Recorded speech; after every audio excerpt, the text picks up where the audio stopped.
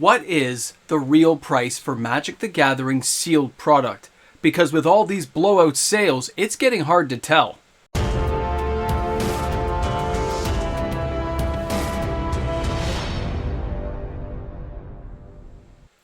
How much is a Magic the Gathering player willing to spend to buy sealed product? That is a question that does need to be answered because it's not what they're charging us right now.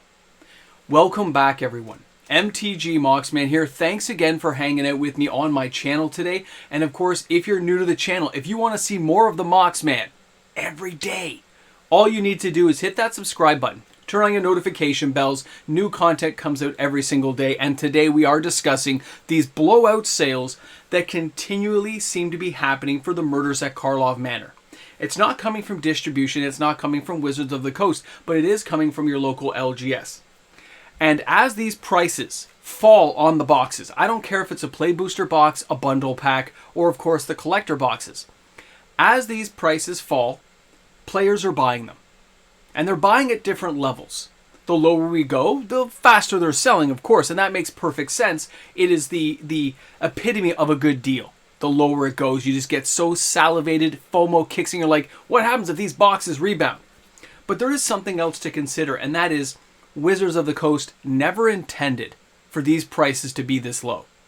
These are coming from your LGS, not from Wizards of the Coast. But that doesn't mean that Wizards of the Coast is not paying attention.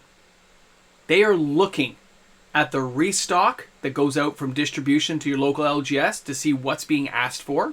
They get the numbers, they get the service call to say this is how many boxes went to XYZ comic book store, XYZ LGS, wherever it may be.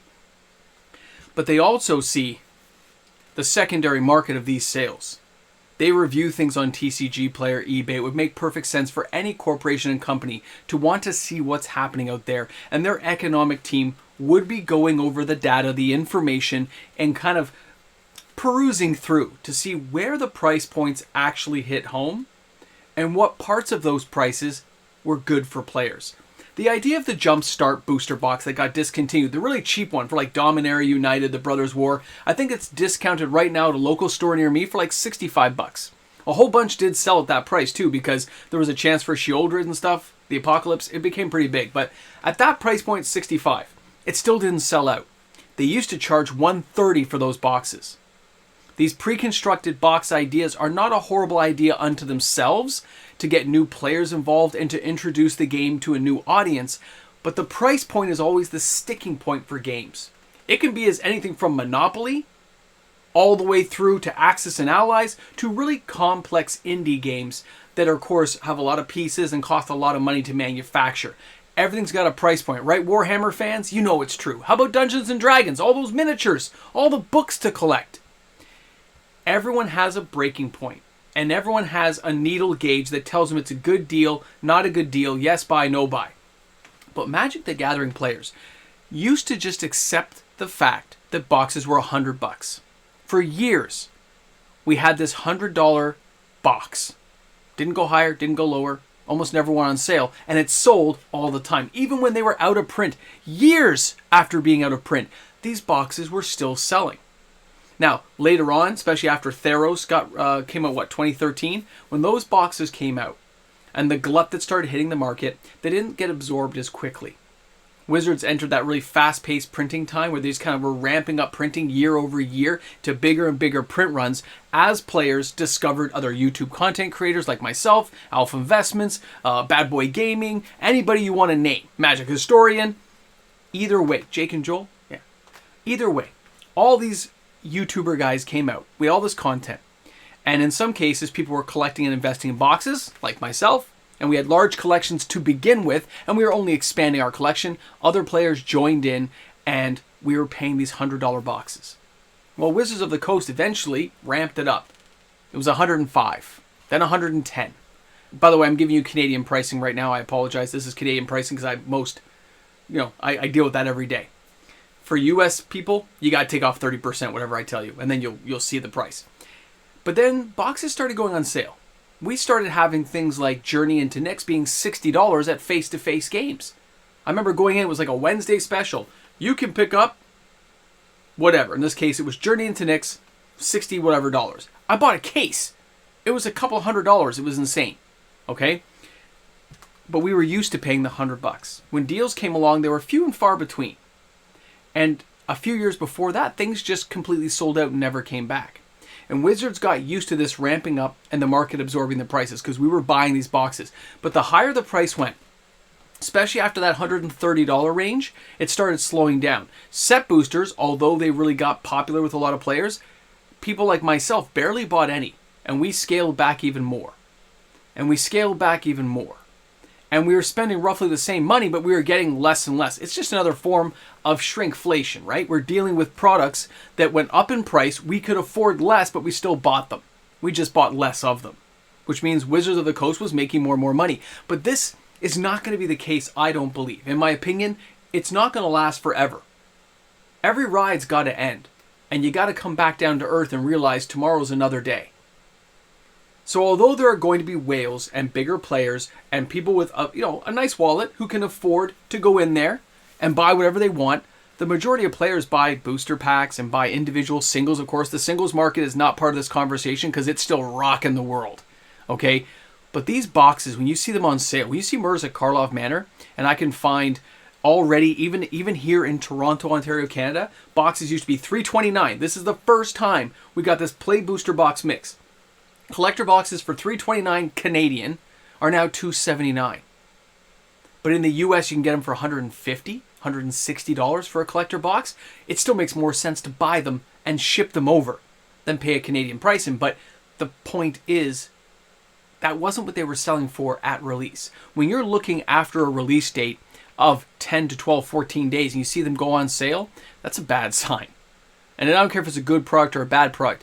The actual game of Magic doesn't mean it has to be a good set or a bad set. People would argue Fallen Empires is a horrible set. But when you just sat there and played and built a deck with Fallen Empires cards, it made perfect sense because all the cards are the same power level.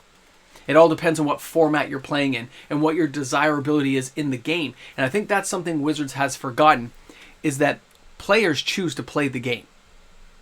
I go out every Friday night. I go out there on a Saturday, do some Commander. I go with my friends, or I'm playing a standard night, or maybe I'm just playing some Pauper with some friends. Either way, we are choosing different price points and different levels to engage the game in, which means we're not going to pay top dollar for a box that maybe doesn't have cards we care about. We're going to pick up the singles.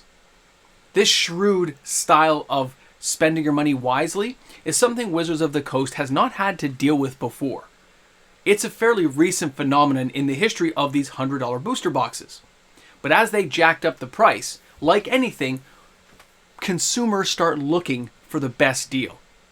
And since we know from all these Amazon dumps for Crimson Vow and all these different sets that the prices kept falling and things were being ditched out, it gave the idea, the perception, that these things could go rock bottom price. And they're going to be on sale in 6 months or 5 months or 2 months. Or 10 days. Either way, it gave the idea to players that we can get a deal on these. It doesn't have to come from Wizards of the Coast. We just have to wait out somebody, and it's going to go on sale. And if your eyes are looking around good enough, if you're going to get your peripherals out to see where the deals are going to be, you get to take advantage, which means you're going to watch more YouTube content creators who make comment on these deals. You're going to check out all the ads and stuff you might follow from local LGSs or friends of friends give word of mouth. But Wizards of the Coast is shaken right now. They're not in the same world they were in. They're having trouble navigating this world while still trying to bring in the income. And I think going back to either the intro decks we're starting to see, those new starter decks, I think those will be popular to get new players in, to expand the universe of the game for $20. It allows you to play the game. And I think that's part of the audience they've been missing. And for the players who want to buy sealed product, they know to wait now. And they are very patient, and they are willing to wait to see what deals come along. And the thing is, they're willing to pass on products and skip out and say, I'm just going to sit back here and watch and see what happens. I can always get the singles I want. And for players who do Commander, they don't always have to get these collector boxes like we talked about yesterday and worry about canceled orders. They can pick it up later. There's a history of what happens to these products after release that you can follow, almost like a blueprint to give you where the prices are. I guess the moral of this is Wizards did this to themselves.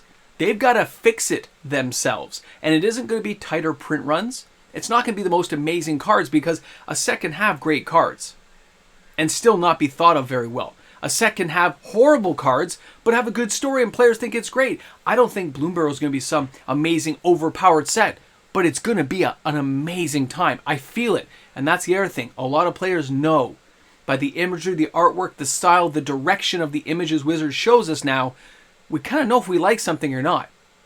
We're all individuals and we know what we're looking for. And the problem is Wizards of the Coast is still trying to please everyone.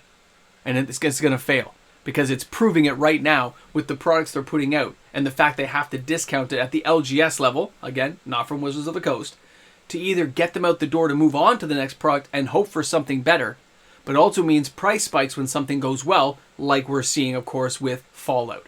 So keep that in mind, guys. I can't wait to hear what you guys tell me in the comments section about what you feel is happening out there. Because the other thing is, Wizards of the Coast is their own worst enemy. They have all these other products already sitting on shelves. I did a video, 2 weeks ago? Talking about how some stores are selling older product over new product because it's half the price. And there's so much out there and so much variety that players never got a chance to buy that they're actually going back to buy old products and avoid the new ones, knowing they're going to be on the shelves for years. They can always pick them up later. Not everyone's a competitive player. Not everyone has to have the newest cards, but they do want to have a good time. And they want to enjoy a social circle of friends with a great game. And that's definitely Magic the Gathering. Guys, thanks again for hanging out. Drop some comments in the comment section. Are you buying sealed product now? Are you skipping it? And if a collector box was $100 US, would you buy it? How about a Play Booster box for $99 US? Would you start buying them again if they were a decently constructed set? These are questions the Moxman needs answers to. You've got to supply this stuff. I can't just sit here by myself, guys. Join in the conversation. I can't wait to see it. Thanks again for stopping by. And of course, always remember, bring a friend to Magic. It's a lonely game by yourself, but with friends, it's a great time. I'll see you guys tomorrow. And of course, to the amazing patrons of the channels, the demigods, the Necronomicon fans, the Table Lords, wherever you fall on my Patreon, thank you so much again for being supporters of the channel, allowing the daily uploaded content to happen each and every day. And of course, guys, to my YouTube membership members, my patrons, it's all because of them. So thanks again, everyone. We'll see you tomorrow. Welcome back to the Ramble Jamble. Guess what? Taxes are another way of saying, yeah, you guys get the rest of that, right? You guys get that. Okay. You made it to the Ramble Jamble. You're here at the end. Why would anybody buy? Seriously, why would anybody buy a box of Mirza Karlov Manor, collector box, Play Booster box, whatever, when it's going to be on sale? We've talked about this for the last 2 years, right? When they did all these liquidation things. And I understand it's coming from the LGS level, but it's the idea, why would you pay full price? I could save $50 just by waiting 10 days. That's where people's minds are going to go, because there has to be somebody to stand behind the price of the product. There's no MSRP is the problem. There's no way of saying, this is the price. This is what you are going to pay. These are not the droids you are looking for. Whatever it may be, this is where we're at. Nobody's swallowing our soul to buy it. Nobody's saying it's all evil. It's just what it is. And given the option, players aren't biting because they believe it's going to go on sale. Even if there's cool cards inside. They're not really diving in because they can just buy the individual single. It's kind of crazy to think it's all coming down that way. And I can't wait to see how this gets more fleshed out over time, because a lot of channels aren't covering this stuff. And I find it weird that they're not, because the data's right there. You can look at it and go, well, that doesn't look good. You know? Anyway, thanks for hanging out. Thanks for being here, guys. You're amazing. You know it's true. Now go clean up. You think I don't see you not doing your homework? Yeah, you're the kid I'm talking to. Get moving. All right, guys, have a great one. We'll see you tomorrow.